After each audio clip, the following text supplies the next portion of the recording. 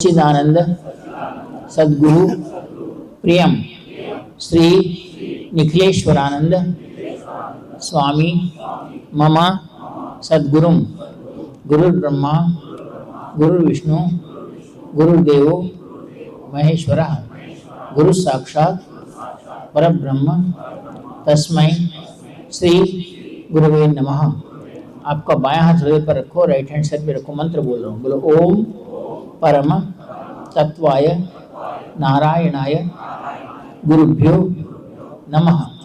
ओम परम तत्वाय नारायणाय गुरुभ्यो नमः। ओम परम तत्वाय नारायणाय गुरुभ्यो नमः। ओम ह्रीं मम प्राण देह रोम प्रतिरोम चैतन्य जाग्रय ह्रीं ओम नमः। ओम गुरुदेवताय विद्महे परब्रह्माय धीमहि तन्नो सद्गुरु प्रचोदयात्। एक 5 या 11 बार गुरु मंत्र जब बोलकर साधना आरंभ करो। हो सकता है 5 माला 11 माला जैसा भी हो, उसके बाद मैं आप सभी को शक्तिपात दीक्षा देता हूँ। कम से कम 5 माला तो इस क्षेत्र में करना अच्छा है। मैं मंत्र बोलता हूँ, मेरे साथ मंत्र बोलो।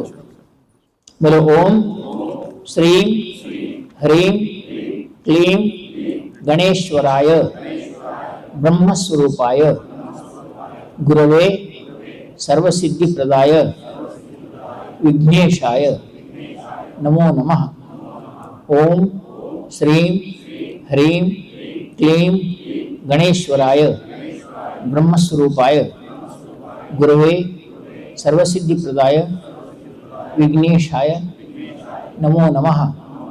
ओम श्रीं ह्रीं क्लीं गणेश्वराय ब्रह्मस्वरूपाय गुरवे सर्वसिद्धिप्रदाय विघ्नेशाय नमो नमः।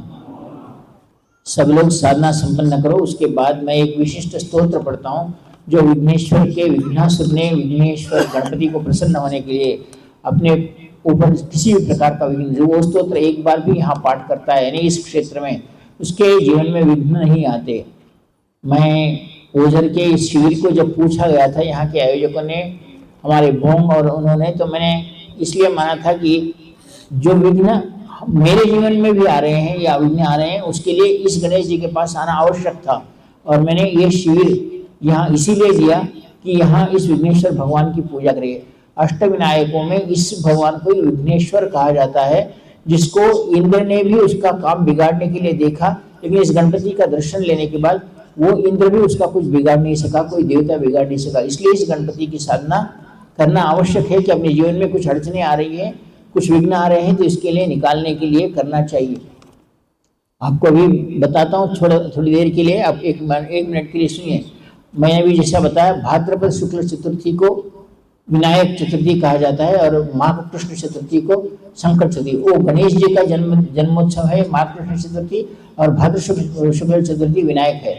शास्त्रों के अनुसार जब बृहस्पति और इन्होंने, इंद्र भगवान ने और देवताओं ने कहा, माता पार्वती और शिव जी ने कहा, क्योंकि मैं आपको बोलता हूँ, परम पूज्य सदगुरु जी, इससे पहले मैंने बहुत बार बुलाया कि गुरु जी ने जोधपुर में मेरे साथ गणेश जी की साधना करवाई थी 3 दिन की, जो एक हाथ में मैं दिया पकड़ के और एक हाथ से जपमाला किया था, और गणेश जी की प्रत्यक्ष साधना करवाई थी।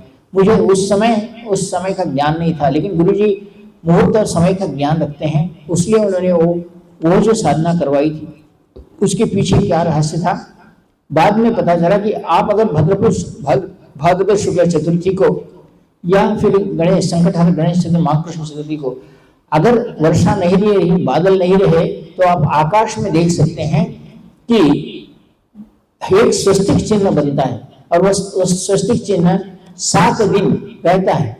और उस चिन्ह को उस मुहूर्त में अगर गणेश जी की साधना की जाए तो कहते हैं कि गणेश जी निश्चित रूप से प्रसन्न होते हैं और गणेश जी की अपनी हर कामना पूर्ण होती है।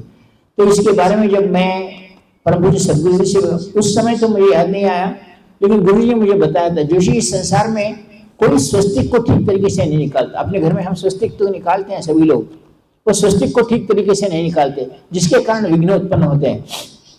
आपको पता है हिटलर जो था जर्मनी का बहुत बड़ा वर्ल्ड में, उसको ऐसा एक क्रूर राजा कोई नहीं था जिसने जर्मनी में अपना बताया था। उसका ध्वज पर चिन्ह स्वस्तिक था और वो स्वस्तिक उल्टा था। आज भी वहां का ध्वज पर चिन्ह आप स्वस्तिक का चिन्ह ही देख सकते हैं। उसको वो चिन्ह देने वाले विरजानंद नाम के एक महान ऋषि थे जो हिमालय में अपने उसका नाम क्या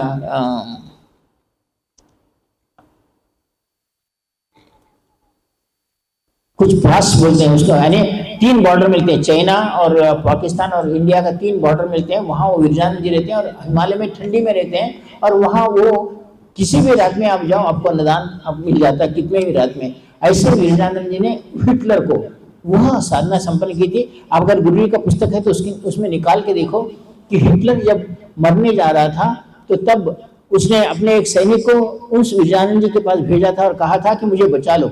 वो नीचे जमीन में जाकर छुप गया था। तो उन्होंने कहा था विरजानंद जी ने कि मैंने जिसको वो स्वस्तिक चिन्ह दिया था उसने उसको उस स्वस्तिक चिन्ह को उल्टा डाला है, अब उसकी मृत्यु निश्चित है। ये बात मैं क्यों कह रहा हूं कि हम आसमान में स्वस्तिक चिन्ह को देखते हैं। स्वस्तिक चिन्ह को देखते समय कभी भी आप क्रॉस करके स्वस्तिक चिन्ह को निकालते हैं तो आपको कोई सफलता नहीं मिलती। स्वस्तिक चिन्ह को किस तरह निकालना चाहिए, अगर आप चतुर्थी से लेकर अष्टमी तक या नवमी तक दशमी तक देखते हैं तो आसमान में जिस प्रकार चिन्ह स्वस्तिक का बनता है और गणेश जी का मूर्त का गया है, उस श्रेष्ठता को अगर हम मालूम करते हैं, उस प्रकार उस चिन्ह को निकालते हैं तो स्वस्तिक को श्रेष्ठता के साथ पूजा में कहा जाता है। अब ब्राह्मण भी है स्वस्तिक निकालने के लिए, लेकिन कौन सा स्वस्तिक अपने को लाभदायक है और कौन सा स्वस्तिक लाभदायक नहीं, स्वस्तिक को किस प्रकार खींचना चाहिए।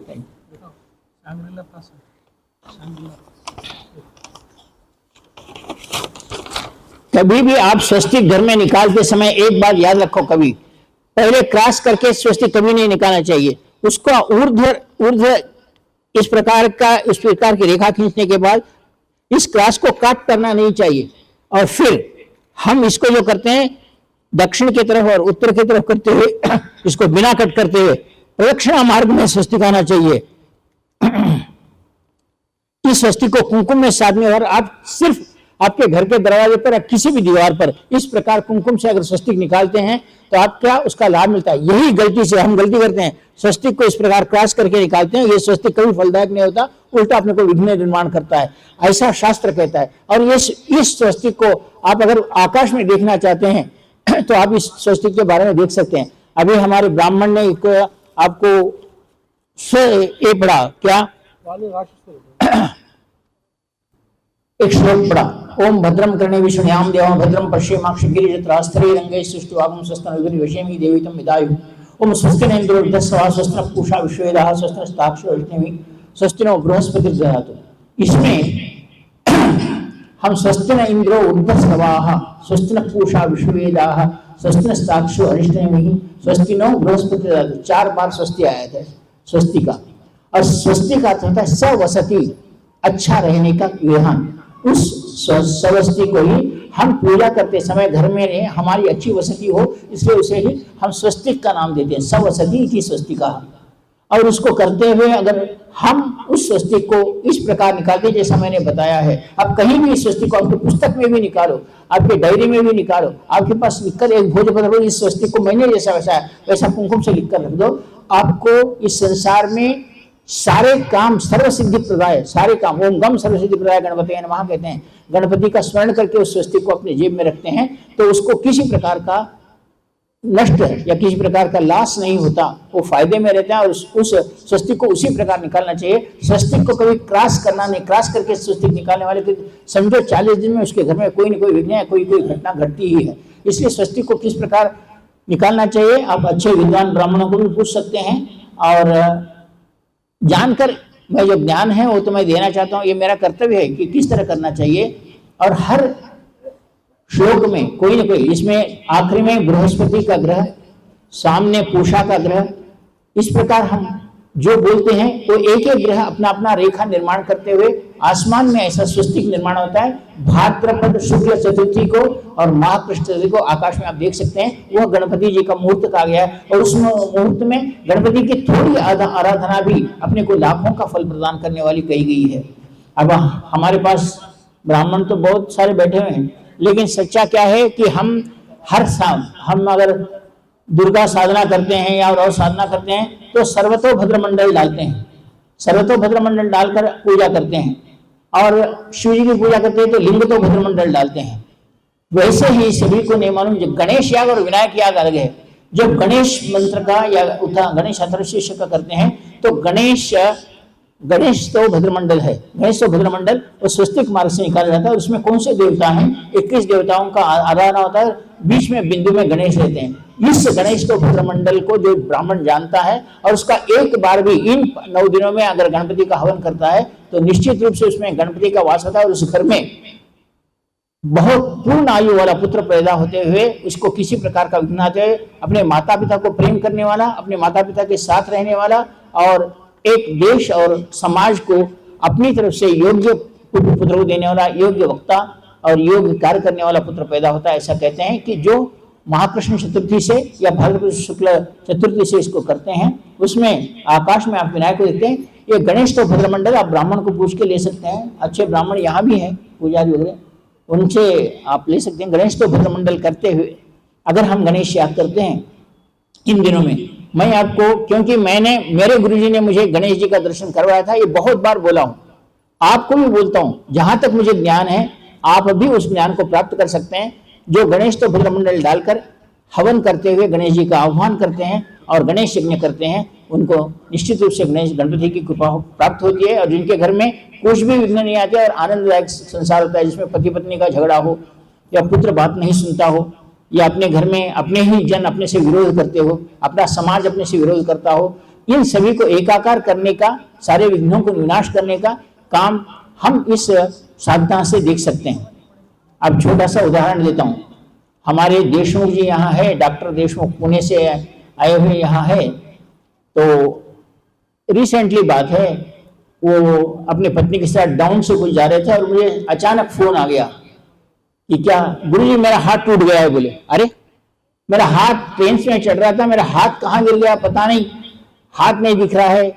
अब पत्नी बेचारी रोई। वो आदमी, अब आपको क्या बताऊं, वो आदमी इतना ढाढ़स वाला, इतना है गुरुजी पर भरोसा करने वाला। जैसा मैंने अभी उंगली कट गई तो भी हंसने वाला, वैसा हाथ भी कट गया तो गुरुजी मेरा हाथ कट गया है बोल रहा है। अरे तेरे को आंखों में आंसू कुछ नहीं, गुरुजी मेरा हाथ कट गया है। मैं बोला इसके ऊपर गणेश जी की कृपा जरूर है। मैंने फिर बाद में गुरु जी से देखा, प्रार्थना किया, वो आपके साथ आपके सामने है। फिर मैंने पूछा कि प्रभु ये इतना भरोसा करते हैं, आंख से कम पानी भी नहीं, वो ऑपरेशन को जा रहा है, डॉक्टर के पास जा रहा है, लगा है और मेरे को फोन पे बात कर रहा है, वो भी वीडियो कॉल, कोई नहीं, बेचारी पत्नी थोड़ी ऐसी वैसी दुखी है, आपके सामने ही है।